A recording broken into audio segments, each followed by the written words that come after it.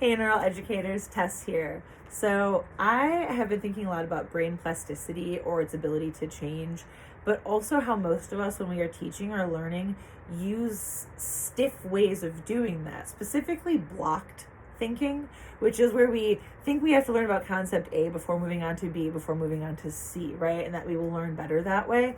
But what that ends up doing is creating a stability bias that makes us subconsciously assume that the future is always going to look like it does today, which it won't.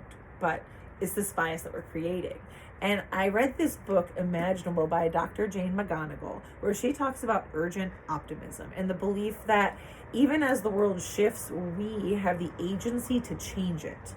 And connecting those ideas, if we think of optimism as not just a mood, as a muscle, something that we have to train, something we have to grow, just like we do with brain plasticity.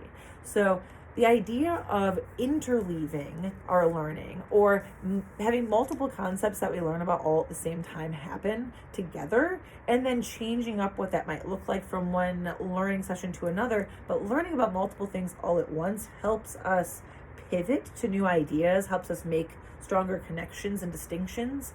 And so that to me is this using interleaving to be a gym that gets us toward urgent optimism.